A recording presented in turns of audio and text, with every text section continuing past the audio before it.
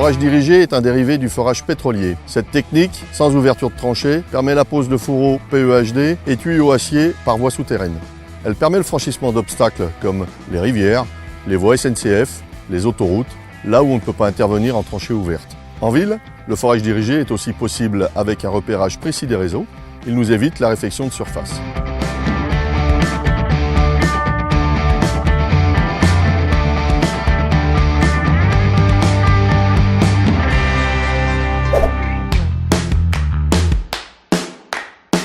Je t'ai fait venir parce que j'ai réalisé une visite de chantier hier avec mon client et en vue de préparer ma revue de commande, je vais avoir besoin de tes services pour réaliser un forage dirigé sur une traversée de route départementale ainsi qu'un linéaire en continu pour mon raccordement, sachant que le conseil départemental de l'Oise me l'impose en substitution du traditionnel. Quelle est la longueur, le diamètre et le nombre de fourreaux à poser?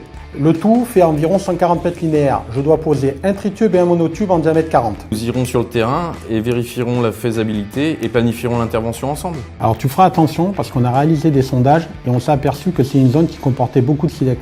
Est-ce que ça va poser un problème pour ta machine? Aucun problème, nous avons une foreuse polyvalente allant dans tout type de terrain. Super.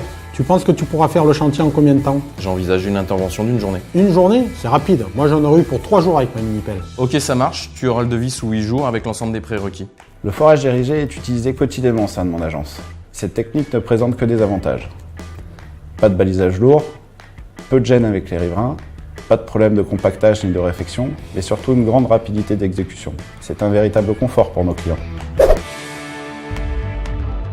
Le microforage, utilisé pour des petites traversées de chaussée ou d'entrée d'habitation sur une longueur de 15 mètres linéaires maximum. L'intérêt de ce matériel est son faible encombrement.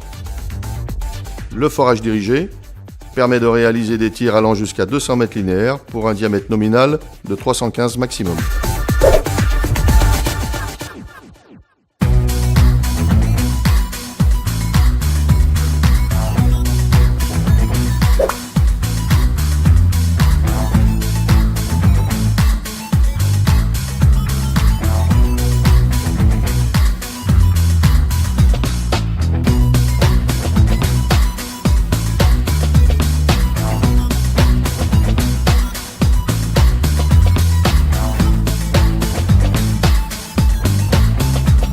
On équipe la machine d'une tête de forage adaptée à la nature du terrain.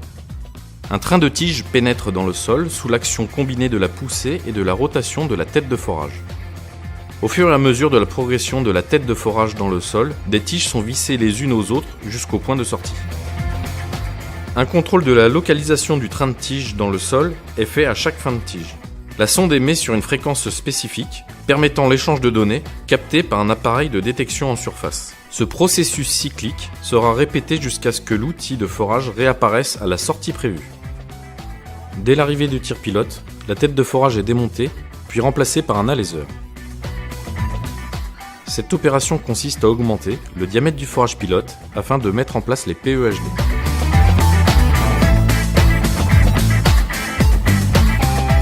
Lors du dernier alésage, la canalisation est attachée à l'aléseur et tirée jusqu'au point d'entrée devant la machine de forage.